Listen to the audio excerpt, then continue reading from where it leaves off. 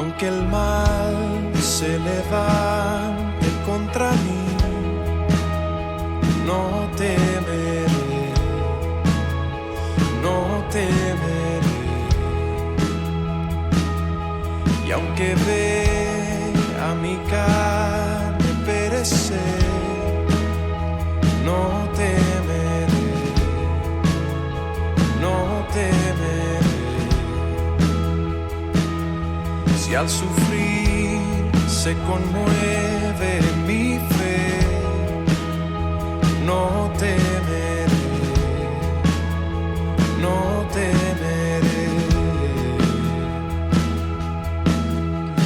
Y diré al Señor, refugio mío, mi fortaleza.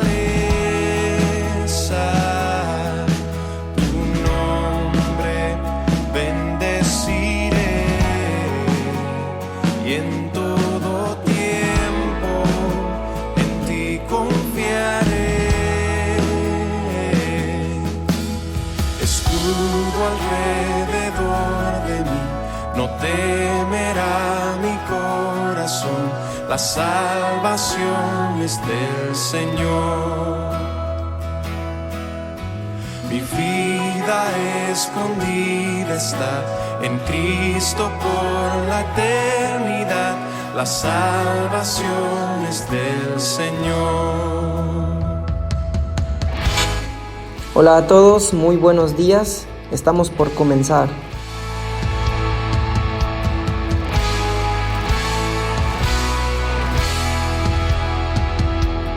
Todo el peso de su ira recayó sobre Jesús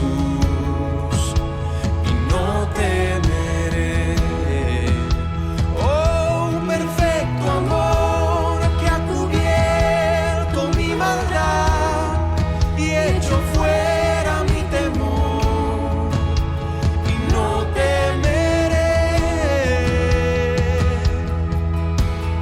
Y diré al Señor, refugio mío, mi fortaleza.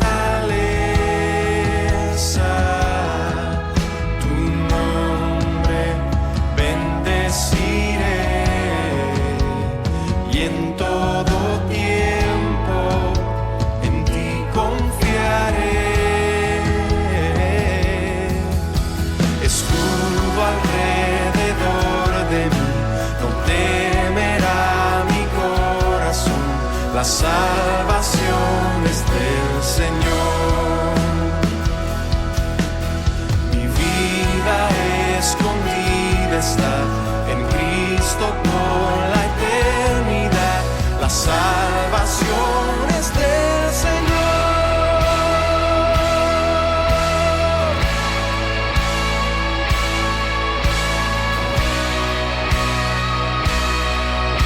La salvación es del Señor.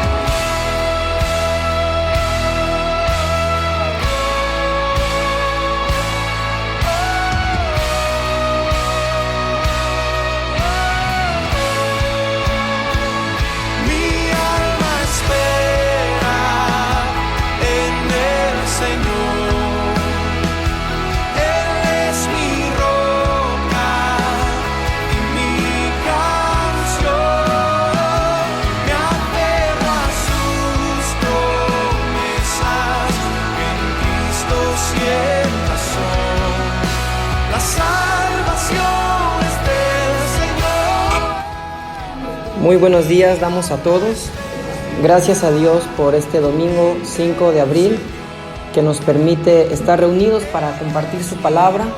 Es un honor, es un gusto estar aquí teniendo el privilegio de exponer su palabra.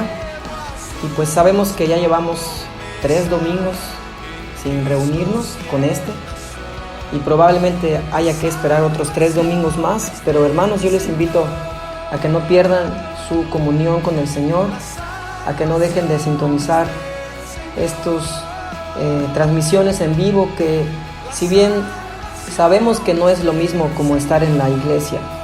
Sabemos que no es lo mismo como estar todos reunidos juntos, adorando a Dios y escuchando su palabra, pero pues es una alternativa para poder estar en comunión con su palabra.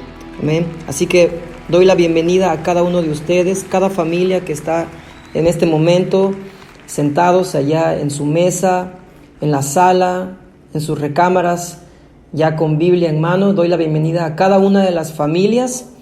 Gracias a Dios porque se levantaron, porque están disfrutando de las misericordias de Dios. Y vamos a ir directo en oración a nuestro Dios. Le pido que me acompañe y usted pueda, ahí donde está, tomar la mano de su familia que tiene junto a usted, de su familiar. Y vamos a dar gracias a Dios por este tiempo. Gracias, Señor, por tu misericordia. Gracias porque, Señor, hoy domingo recordamos, Dios, aquel día en que tú entraste a Jerusalén, Señor. Aquel día en que tú fuiste recibido, alabado, adorado por muchos, Señor. Como comúnmente lo llamamos, aquel domingo de Ramos, Dios. Pero que al final de cuentas veríamos, Dios, trágicamente toda esa gente, Señor, que te recibía, traicionarte, entregarte y crucificarte, Señor. Sin embargo, todo esto correspondía y estaba destinado a cumplir los propósitos eternos de nuestro Padre. Gracias, Señor, por tener misericordia de nosotros, criaturas pecadoras, que no merecemos tu amor y tu gracia, porque hemos pecado contra ti. Te pedimos que tu palabra sea para nosotros, Señor, aliento en esta mañana, que tu palabra sea para nosotros, Dios, reconciliación, esperanza, fortaleza, mi Dios, y que también podamos, Dios, elevar, así como estamos tomados de la mano, elevar nuestras oraciones de gratitud, nuestros cánticos al único Rey que ha vencido a la muerte. Gracias, Señor, te damos, y gracias por cada familia que está hoy reunida en casa, dispuesta para escuchar tu palabra y para alabarte, Señor.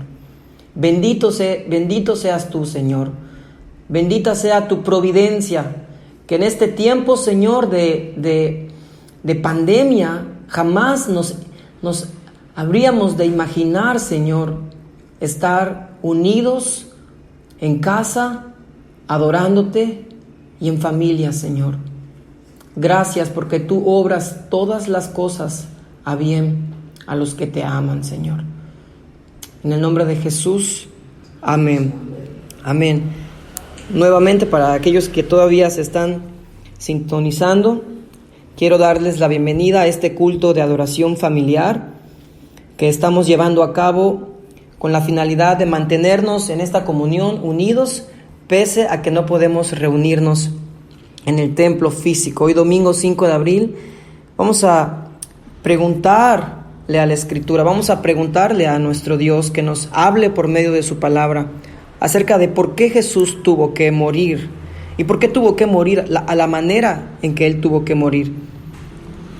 Tal vez algunos puedan pensar que esta pregunta es demasiado obvia. Si tú le preguntas a tu hermano, a tu papá o a quien tengas junto a ti en este momento, ¿por qué Jesús tuvo que morir? Y yo creo que la respuesta que todos daríamos es para salvarnos de nuestros pecados. Así lo dice el libro de Mateo, que su nombre, el nombre que el ángel le anunció a María para que le pongan a Jesús, era Jesús, porque él habría de salvar a su pueblo de sus pecados, ¿verdad? Pero bueno, vamos a ver qué es lo que nos dice la Escritura en este corto tiempo que vamos a tener y trataremos de escudriñar lo que Dios nos dice en su palabra. Algunos podemos pensar que esta pregunta, ¿por qué Jesús tuvo que morir?, es muy obvia, y todos lo sabemos. Pero realmente, ¿sabemos por qué Jesús tuvo que sufrir una muerte tan atroz como la que padeció? ¿Realmente sabemos por qué el Padre le quebrantó aquella tarde de Pascua, hace ya más de 2000 años? ¿Acaso no había otra manera por la cual Dios pudiera habernos salvado? Una manera menos dolorosa y que no hubiera implicado derramamiento de sangre y de sangre inocente. Todos nosotros, hermanos, y todos nosotros que estamos aprendiendo de Dios, de su palabra, y que hemos creído en Jesucristo, es importante que nosotros sepamos por qué Jesús tuvo que morir en aquella cruz. Y no solo eso, sino también para qué vino Jesús a morir. ¿Cuál fue el propósito de su sacrificio? La gente, incluyendo algunos creyentes, hemos sido mal enseñados con respecto a la doctrina de la muerte de Cristo. O ignoramos la Escritura, e ignoramos y desconocemos por qué Dios el Padre envió a su Hijo para nacer, vivir entre nosotros y luego ser entregado en manos de pecadores para ser asesinado. Y justamente esta semana una hermana me preguntaba, que compartiendo con su familia, me preguntaba, ¿por qué Jesús tuvo que morir? ¿Por qué Dios tuvo que sacrificar a su Hijo de esa manera? ¿Por qué tuvo que ser una muerte tan terrible, tan atroz? ¿Por qué Jesús murió? ¿Cómo concebimos que en el amor de Dios, que en este Dios en el cual nosotros creemos, tenga que matar, tenga que enviar a su Hijo a morir? ¿Cómo podemos entender eso a la luz de la palabra de Dios? Algunos pensamos que Él vino para darnos una vida mejor aquí en la tierra. Hay muchas personas que creen y que han sido enseñadas que creer en Dios, que aceptar el sacrificio de Jesús, que ser cristiano significa vivir una vida recta, moral y tener una buena vida aquí en la tierra. Algunos creen que es simplemente mejorar tu situación de vida, o como otros le dicen, ser buenas personas. Otras personas tal vez han pensado que Jesús ha venido a la tierra para sanar nuestras enfermedades y restaurar nuestras relaciones rotas. Y si bien Dios en su palabra promete que ya no habrá más enfermedad, que ya no habrá más violencia ni dolor en aquel día que estemos con Él en la gloria, ese no fue el propósito principal de Jesús. Los milagros de Jesús fueron para autenticar que Él era el Hijo de Dios. Cuando los discípulos y el pueblo de Israel vieron los milagros que Jesús hizo, ellos sabían que nadie más había hecho esos milagros a menos que no sea Jehová quien los estuviera haciendo. A menos que no sea Jehová, el Dios de Moisés, que abrió el mar, el Dios de Moisés que trajo plagas, el Dios de Abraham que pudo abrir matrices estériles, el Dios de Elías que pudo hacer llover cuando no había llovido, ¿verdad? El Dios de Elías, el Dios de Eliseo que levantó muertos. Los judíos sabían que Dios era un Dios de prodigios y poderoso, pero jamás habían conocido a una persona, algún profeta que no solamente diga que Dios estaba con él, sino que diga que él y el Padre eran uno, que diga que él era el Hijo de Dios y que él había venido a cumplir la voluntad del Padre. Así que Jesús no vino para sanarnos de nuestras enfermedades. La mayoría de los creyentes, incluyendo muchos creyentes de la Biblia, murieron de una manera tan terrible que ni tú ni yo pudiéramos soportar. Murieron quemados, murieron traspasados con lanza, murieron, les cortaron la cabeza, decapitados. Se cree que Según la historia de la iglesia, se cree que el apóstol Juan sobrevivió a una tortura de ser echado en aceite caliente, aceite hirviendo. Se cree que él sobrevivió a todo esto. Así que los apóstoles, hermanos, y los discípulos de Cristo sabían que Jesús no había venido a acabar con el sufrimiento. La misma Biblia dice que todos aquellos que quieran vivir piadosamente van a sufrir. Así que si tú has creído que Dios vino únicamente para arreglar tu vida y para quitarte tus enfermedades y para restaurar tus relaciones rotas, quiero decirte que eso es consecuencia y que eso es parte del propósito de Dios, pero eso no es lo importante, eso es secundario. En fin, muchos ven a Cristo como una de las diferentes alternativas y caminos que uno puede escoger para llegar al cielo. Muchos ven a Cristo como un gran maestro, pero no pueden ver a Cristo como su Señor, como el Señor de sus vidas, porque Cristo demanda sobre nosotros una rendición absoluta. Cristo no puede ser nuestro medio Señor, o Cristo no puede ser solo nuestro Salvador, pero no nuestro Señor. Cristo es nuestro Señor y es nuestro Salvador. Quiere decir que Él nos gobierna y estamos bajo su señorío, y quiere decir que también Él nos salva del pecado y de la condenación eterna.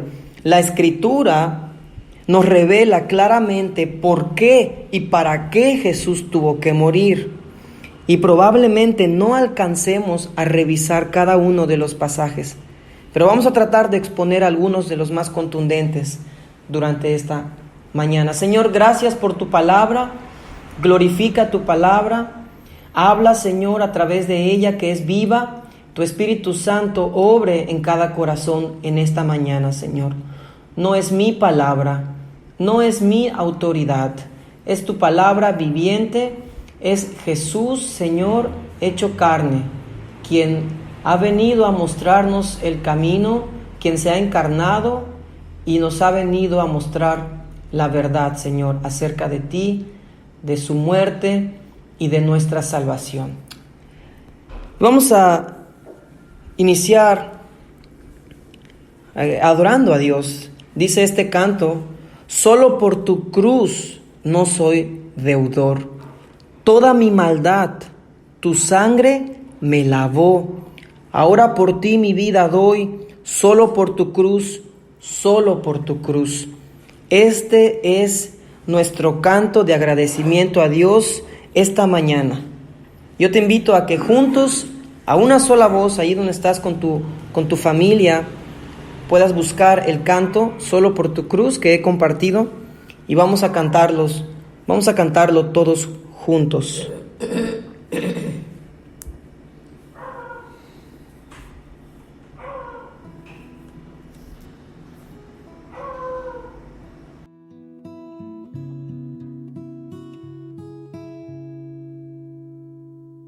Soportaste mi dolor, mi vergüenza y traición, todo por tu amor. Creador de cielo y mar, mi pecado te rompió, todo por tu amor. Todo por tu amor, solo por tu cruz no soy deudor. Toda mi maldad, tu sangre me lavó. Ahora por ti mi vida doy, solo por tu amor, solo por tu amor vivo.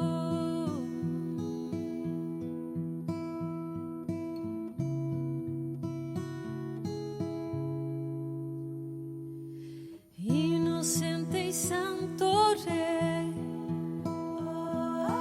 muerto por mi libertad, todo por tu amor. Diste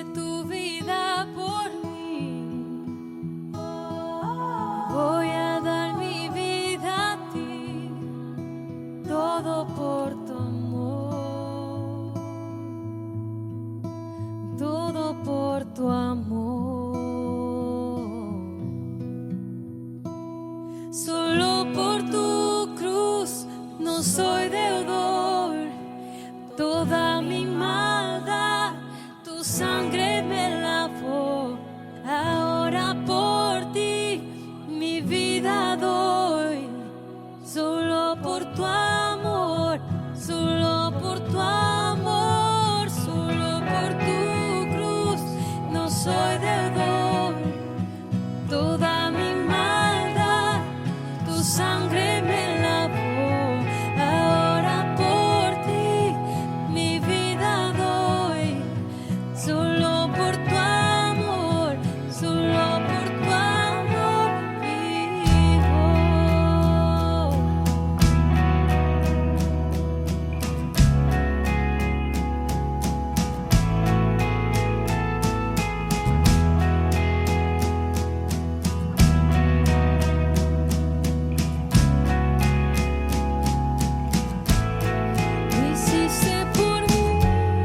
Lo hiciste por mí, lo hiciste en amor, es tu victoria, eres todo en mí. Lo hiciste por mí, lo hiciste en amor, es tu victoria, eres todo en mí. Lo hiciste por mí, lo hiciste en amor, es tu victoria, eres todo en mí. Lo hiciste por mí, lo hiciste en amor, es tu victoria, eres todo en mí. Solo por tu cruz no soy deudor, toda mi maldad tu sangre me lavó, ahora por ti mi vida doy, solo por tu amor, solo por tu amor vivo.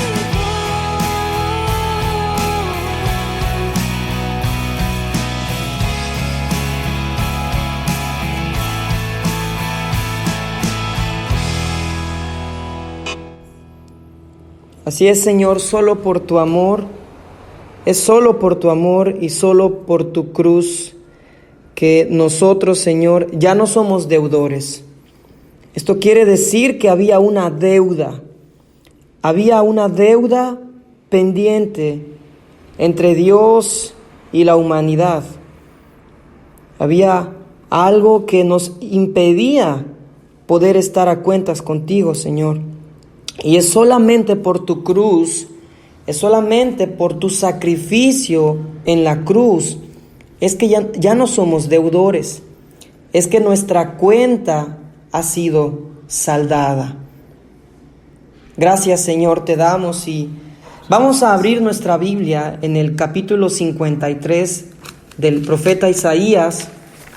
Isaías capítulo 53, y vamos a leer todos juntos este pasaje tan conocido, tan profundo, tan hermoso, una profecía directa al sacrificio expiatorio, al sacrificio que implicaba derramamiento de sangre para cubrir pecados, para borrar nuestros pecados. Eso significa la palabra expiación, un sacrificio que implicaba derramamiento de sangre para satisfacer la justicia de aquel que había sido ofendido. Tenemos todos nuestra Biblia, Isaías capítulo 53. Y vamos a leer todos juntos. Dice el profeta Isaías: ¿Quién ha creído a nuestro anuncio? ¿Y sobre quién se ha manifestado el brazo de Jehová? Subirá cual renuevo delante de él, y como raíz de tierra seca. No hay parecer en él, ni hermosura. Le veremos, mas inatractivo para que le deseemos. Despreciado y desechado entre los hombres, varón de dolores, experimentado en quebranto, y como que escondimos de él el rostro. Fue menospreciado y no lo estimamos. Ciertamente llevó Él nuestras enfermedades y sufrió nuestros dolores, y nosotros le tuvimos por azotado, por herido de Dios y abatido. Mas Él herido fue por nuestras rebeliones, molido por nuestros pecados. El castigo de nuestra paz fue sobre Él, y por su llaga fuimos nosotros curados. Todos nosotros nos descarriamos como ovejas, cada cual se apartó por su camino, mas Jehová cargó en Él el pecado de todos nosotros. Angustiado Él y afligido, no abrió su boca. Como cordero fue llevado al matadero, y como oveja delante de sus trasquiladores, enmudeció y no abrió su boca. Por cárcel y por juicio fue quitado. Y su generación, ¿quién la contará? Porque fue cortado de la tierra de los vivientes, y por la rebelión de mi pueblo fue herido. Y se dispuso con los impíos su sepultura, mas con los ricos fue en su muerte, aunque nunca hizo maldad, ni hubo engaño en su boca. Con todo eso quiso quebrantarlo, sujetándole a padecimiento, cuando haya puesto su vida en expiación por el pecado. Verá linaje, vivirá por largos días, y la voluntad de Jehová será en su mano prosperada. Verá el fruto de la aflicción de su alma y quedará satisfecho. Por su conocimiento justificará mi siervo justo a muchos, y llevará las iniquidades de ellos. Por tanto, yo le daré parte con los grandes, y con los fuertes repartirá despojos, por cuanto derramó su vida hasta la muerte, y fue contado con los pecadores, habiendo él llevado el pecado de muchos y orado por los transgresores. ¿Por qué y para qué? Son dos preguntas que espero puedan quedar aclaradas, tal vez no al 100% contestadas, pero sí con la idea principal que la Biblia nos arroja. Por medio de esta enseñanza, sé que van a quedar algunas otras dudas, algunas otras preguntas, pero si algo debemos tener bien en claro es saber el propósito de la muerte, de la vida, la muerte y la resurrección de Jesús, porque esto es el corazón de toda la Biblia. Este es el mensaje más importante que todo hombre tiene que conocer. Y cuando digo hombre, incluyo a todos, mujeres, niños, jóvenes, adultos, ancianos. Y ruego a Dios que nosotros podamos ver este mensaje, creerlo, aferrarnos a él, abrazarlo con todo nuestro ser, porque esto es lo único que nos regresará a nuestro propósito original por el cual Dios nos creó. Si tú estás viviendo en esta vida sin Cristo, significa que tú no estás viviendo para el propósito que Dios te ha creado. Significa que tú estás viviendo tu vida según tus propios designios, tu propia voluntad. Y aunque tú pienses tal vez que no haces mal a nadie, y aunque tú pienses tal vez que tú eres una buena persona, vamos a ver lo que dice la Escritura. La Biblia dice en el libro de los Proverbios que el hombre cree que es justo en su propia opinión. Dice que el hombre considera sus caminos justos, pero es Dios quien pesa los corazones. Así que, ¿qué crees tú que puede ser más importante? ¿Tu opinión o la opinión de Dios en su palabra? Definitivamente, la respuesta es lo que dice Dios en su palabra. Y vamos a considerar algunos puntos importantes que yo he redactado por los cuales Jesús tuvo que morir. Y el primero es, Jesús tuvo que morir de tal manera por causa de quién es Dios y de lo que el hombre había hecho. Jesús tuvo que morir en la cruz por causa de quién es Dios y por causa de lo que el hombre había hecho. Todo comenzó hace miles de años en el jardín llamado Edén, en el jardín del Edén, el lugar de nuestros primeros padres. La armonía que Génesis 1 y Génesis 2 narran deja ver la clara comunión que había entre Dios y el hombre. Tenemos que hablar de esto para saber que antes de que se introdujera el pecado en el mundo, el hombre vivía en una relación perfecta con Dios.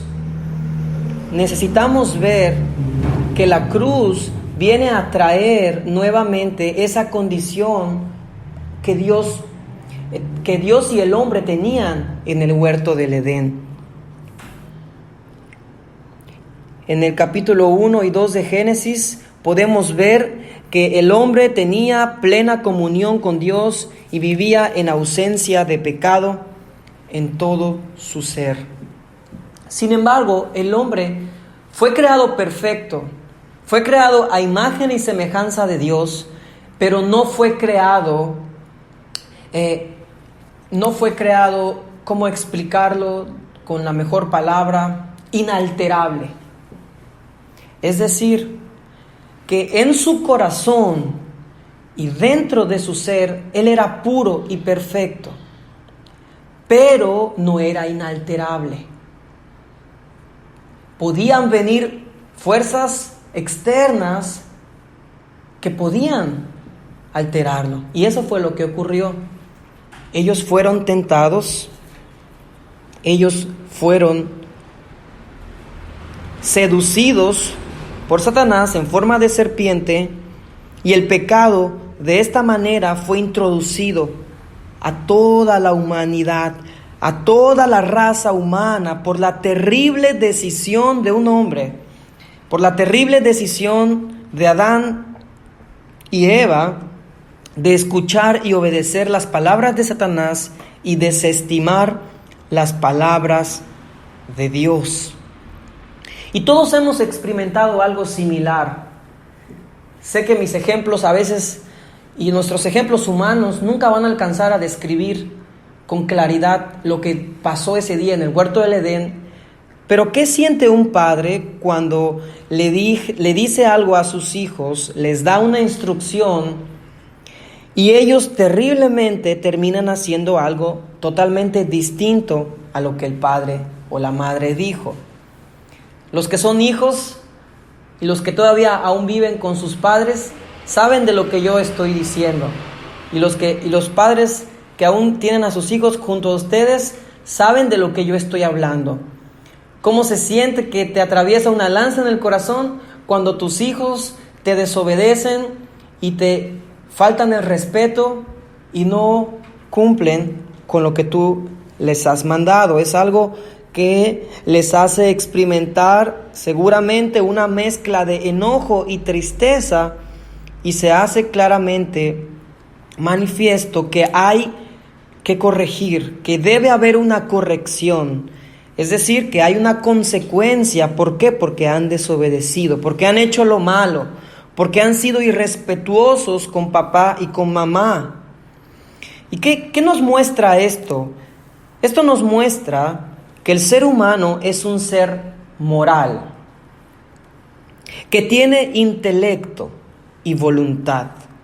Es decir, que el ser humano, a diferencia de todos los animales creados, es el único que posee un sentido de moralidad, que puede apreciar hermosura en las cosas santas y que puede apreciar obviamente desprecio, que puede sentir disgusto en las cosas que no son santas. Sin embargo, por la caída del hombre, cuando digo la caída se refiere cuando Adán y Eva pecan, la introducción del pecado al mundo, por la caída del hombre esto se invirtió. Y vemos, como dice el libro de los Jueces, cuando comienza a narrar, vemos ahora una humanidad haciendo lo que considera que es bien en su propio juicio. La Biblia dice que en el tiempo de los jueces el pueblo de Israel vivían sin Dios. Dice que no tenían rey, no tenían quien los dirija, y cada quien hacía lo que bien le parecía, ¿no?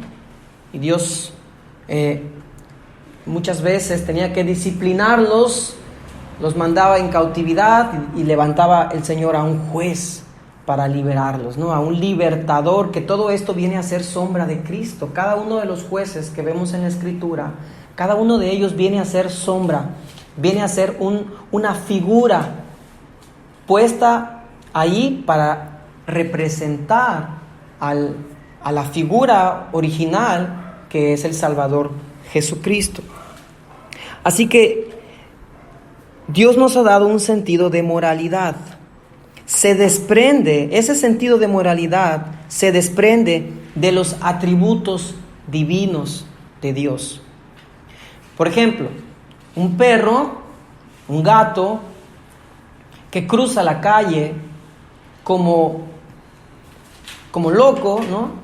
Que cruza la calle sin voltear a ver, muestra claramente que no tienen la capacidad de razonar, que no tienen la capacidad de decir, si cruzo y viene un vehículo, me van a planchar, me van a dejar allá aplastado, ¿verdad? Y vemos que esto es así con los animales. Un animal mata a otro animal, ¿verdad? Y no dice, lo siento, pues no, él simplemente actúa por instinto, ¿no? Un animal ataca a un ser humano, por ejemplo, y vemos que el animal no siente remordimiento, no se disculpa, y si puede lo vuelve a hacer, ¿verdad? ¿Por qué? Porque los animales actúan por un instinto y no pueden razonar. Algunos de nosotros creemos que los animales nos escuchan cuando platicamos con ellos, pero los animales no nos escuchan, los animales no nos entienden.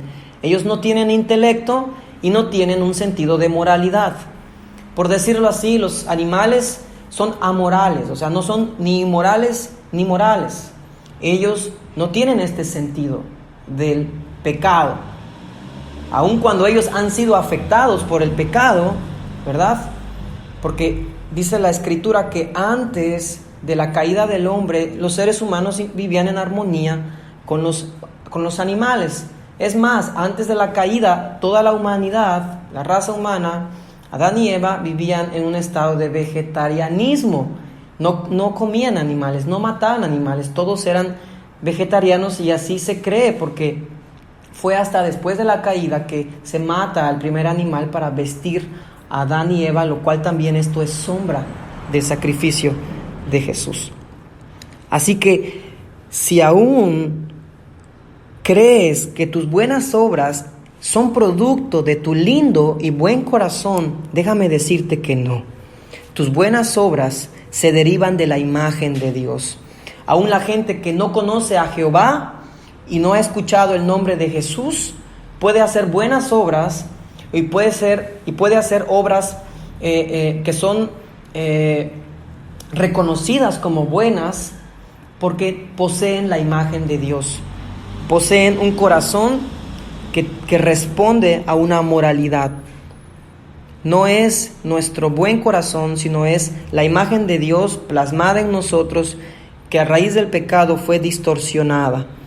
Tú y yo no somos seres amorales, somos seres morales que nos hemos convertido en inmorales desde que Adán pecó. Por lo tanto, el primer punto que yo dije es que el sacrificio de Jesús tuvo que morir así por causa de quién es Dios. ¿Y quién es Dios? Bueno, Dios es Dios. Dios santo, Dios justo, Él es amor. Y por causa de quién es Él y de sus perfecciones, cuando Adán y Eva pecaron, y toda la humanidad con ellos, según Romanos 5:12, atentaron, ofendieron, atacaron, se rebelaron, no contra un ángel, no contra un arcángel, no contra el rey o el presidente o el gobernador, sino contra Dios, contra Jehová, el perfecto creador, Dios trino. Mira nada más contra quién se habían rebelado Adán y Eva. Y dado que Dios es Dios y no puede ser indiferente al pecado, no puede mantenerse sin retribuir la falta, sumado a que Él ya había expresado cuál era su perfecta voluntad.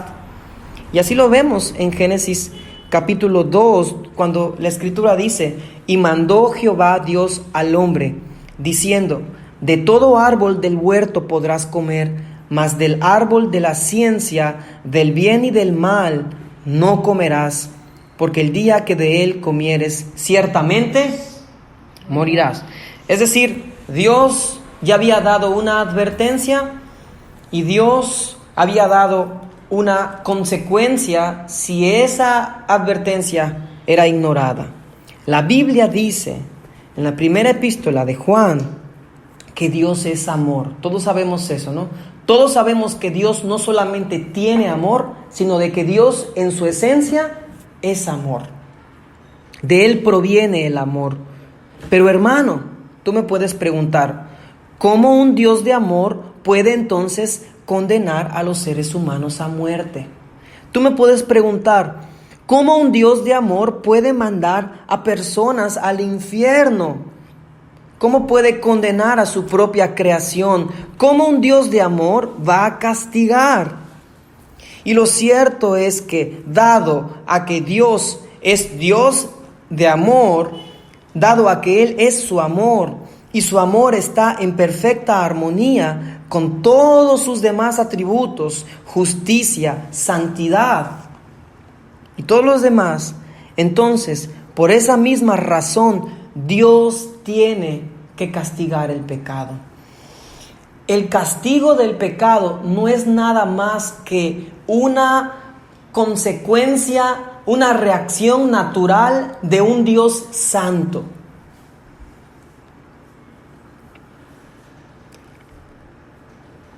Entonces, por esa misma razón, Dios tiene que castigar el pecado.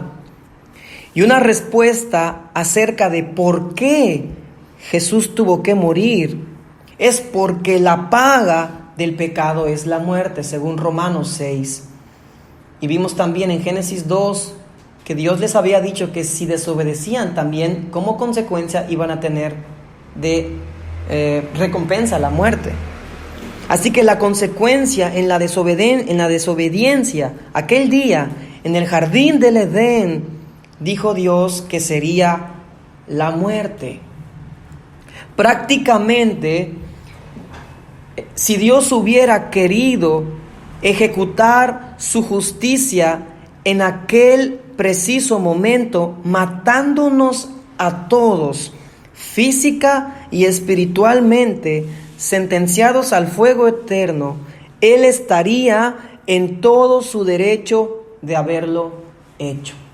Y no habría nadie que le pueda rebatir, que lo pueda juzgar, porque Él es soberano.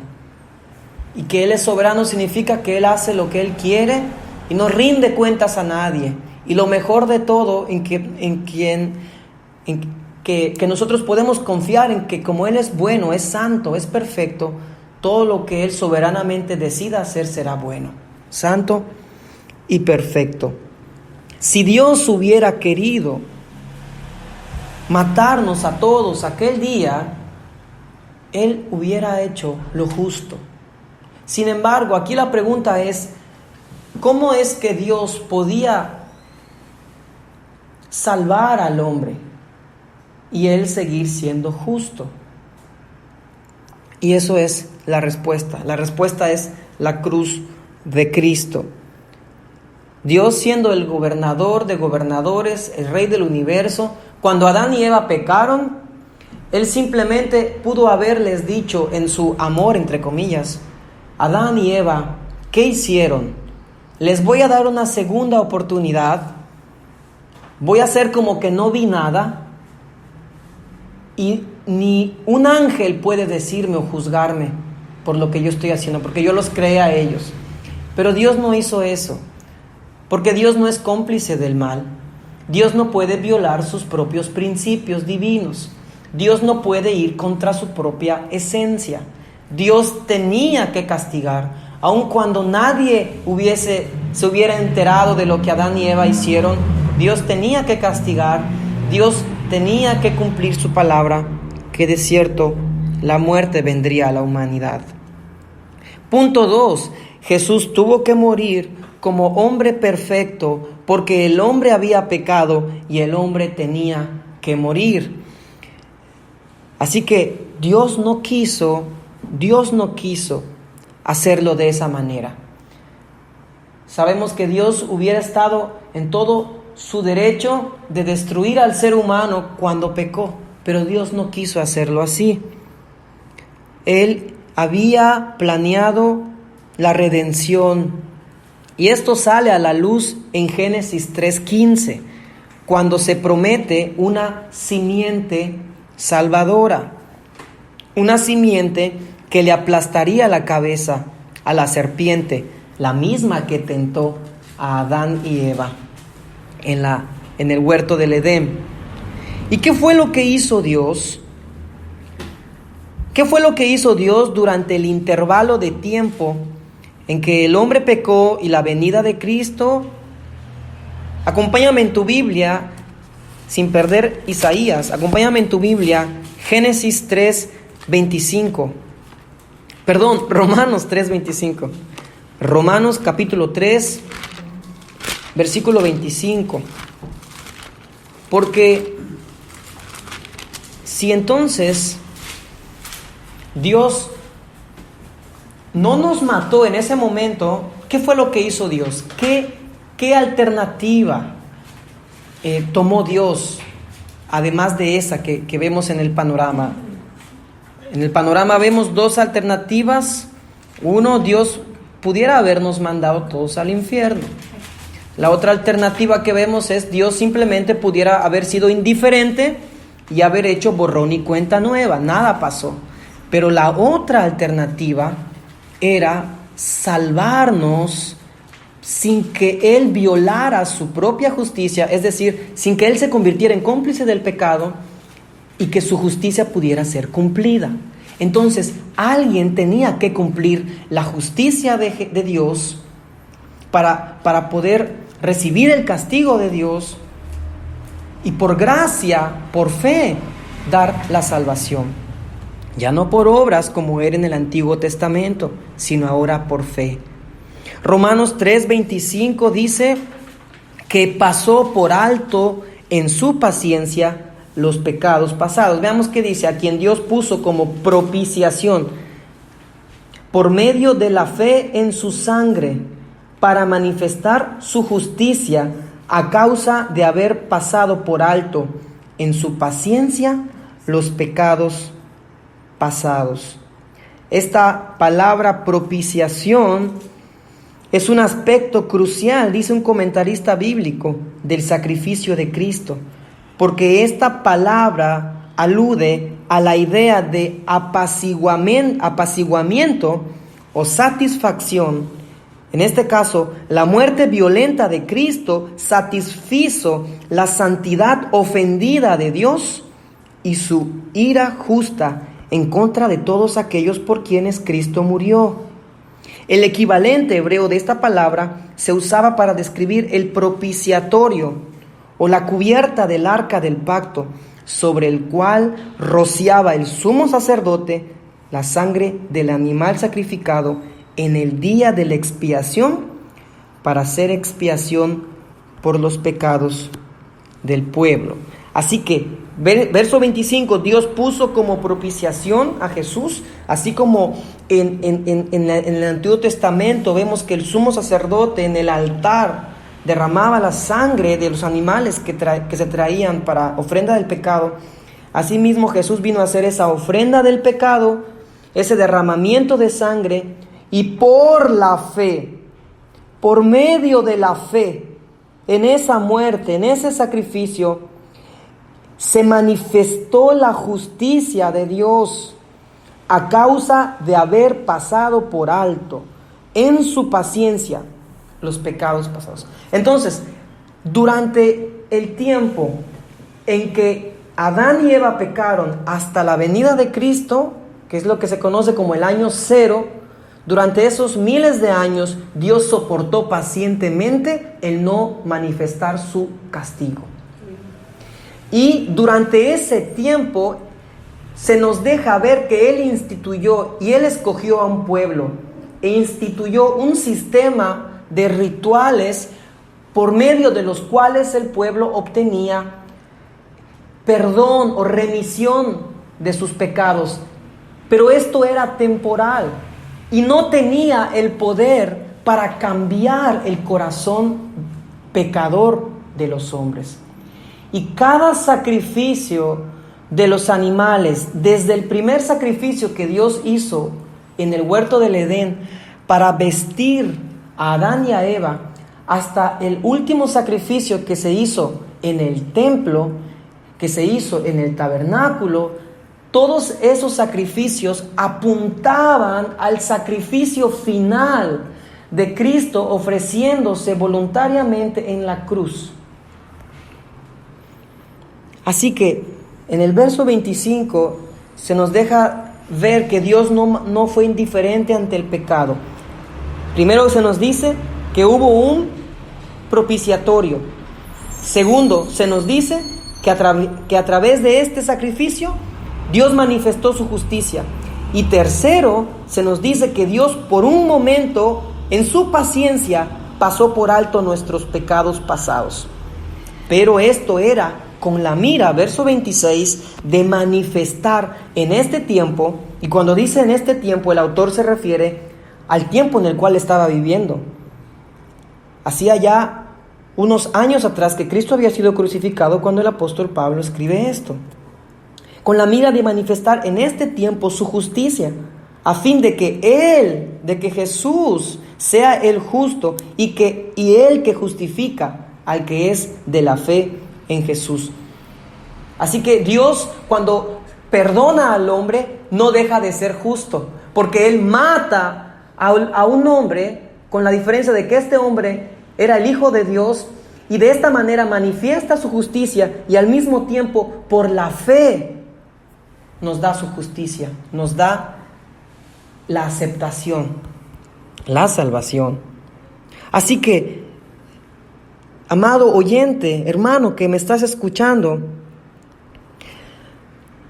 la Biblia dice que todo el mundo quedó bajo el juicio de Dios. Romanos 3:19 dice que todo el mundo quedó bajo el juicio de Dios. Y cuando dice todo el mundo, nos incluye a nosotros. Romanos 3:23 nos dice que todos hemos pecado y que estamos destituidos de la gloria de Dios.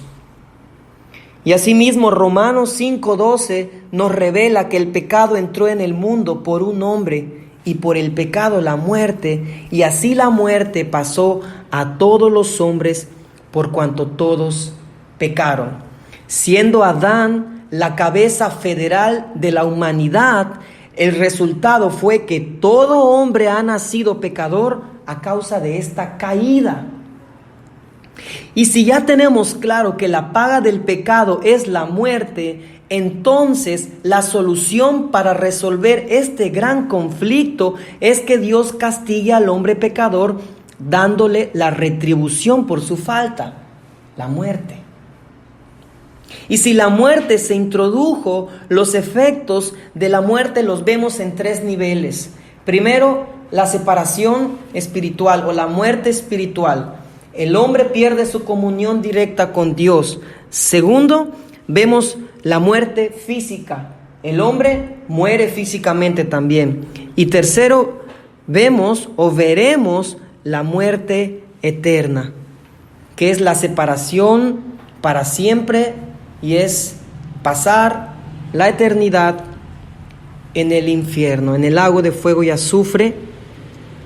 Asimismo, entonces, hermanos, la solución a este conflicto la tenemos en Isaías 53.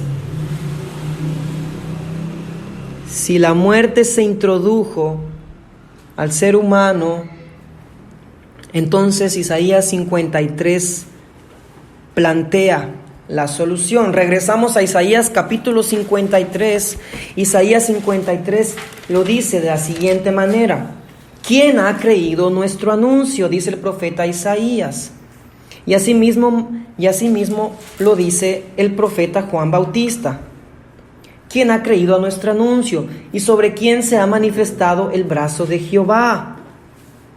Dice que él, verso 3, fue despreciado y desechado entre los hombres, varón de dolores, experimentado en quebranto, y como que escondimos de él el rostro, fue menospreciado y no lo estimamos. Dice el verso 5 y el verso 6, mas él herido fue por nuestras rebeliones, molido por nuestros pecados. El castigo de nuestra paz fue sobre él, y por su llaga, por su herida, fuimos nosotros curados.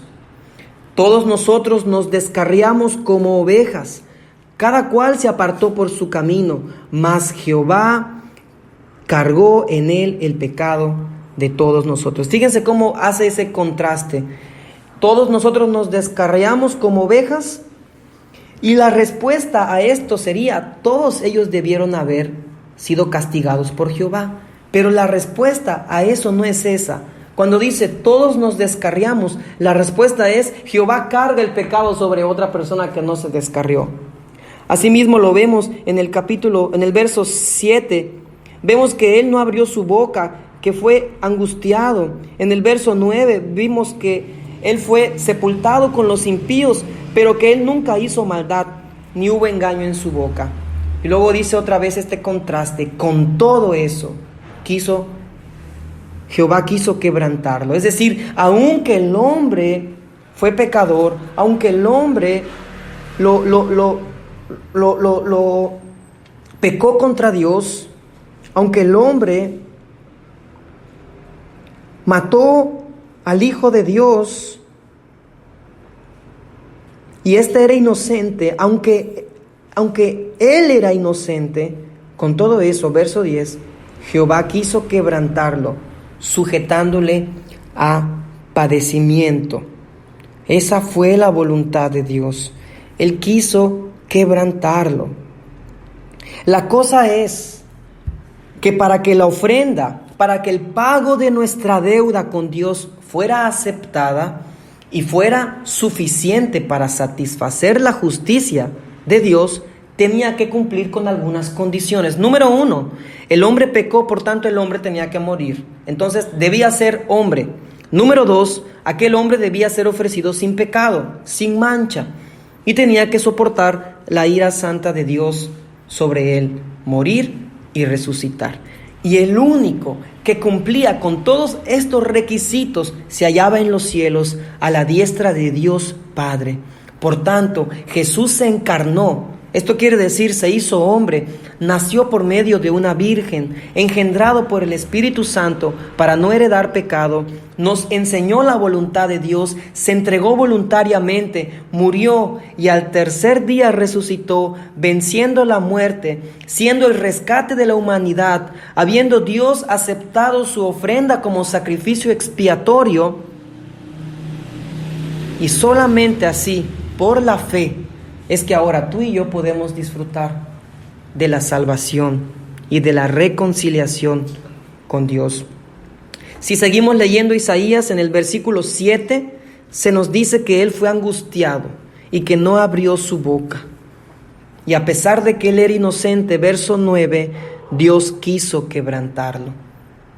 Es decir, Dios tenía que recibir a un inocente para que pudiera esa ofrenda ser aceptada. Tú tienes que recordar que en el Antiguo Testamento las ofrendas que se pedían, tú no podías darle a Dios aquel animalito que estaba ahí medio enfermo. Dice la Biblia que tenías que coger de lo mejor, de lo más gordo. Era un becerro, un macho cabrío gordo, preparado. Y dice que era cuidado tiempo atrás para ser ofrecido a Dios. A Dios no le podías ofrecer cualquier tortolita, no podías, era lo mejor que teníamos que darle. Y esto significaba, y era sombra de que el sacrificio para la salvación de los hombres iba a ser perfecto, iba a ser sin mancha, sin pecado, puro. Y esto es Jesús. Y punto 3, Jesús tuvo que morir para cumplir con el plan redentor acordado por Dios desde antes de la fundación del mundo, y trayendo así el rescate de la humanidad, la alabanza y la gloria de la gracia de Dios. Toda esta caída, toda esta gran historia de redención trae alabanza y gloria a Dios, porque es tan perfecta. Finalmente, la muerte de Jesús en la cruz cumplió la voluntad de Dios acordada desde siglos atrás. Como vemos aquí en Isaías 53, ya profetizada por un hombre cientos de años atrás de que Jesús viniera, ya había sido profetizada. Estos profetas ya sabían que un varón, que un descendiente de Abraham, que un descendiente de David, que un descendiente de Jacob vendría a ser el Mesías, a ser el Salvador. Y esto fue algo acordado por Dios cuando el pueblo, cuando los ancianos del pueblo, cuando el sumo sacerdote del pueblo, cuando los romanos clavaban a Dios, solamente estaban siendo instrumentos del plan redentor. Dios ya lo había ordenado así.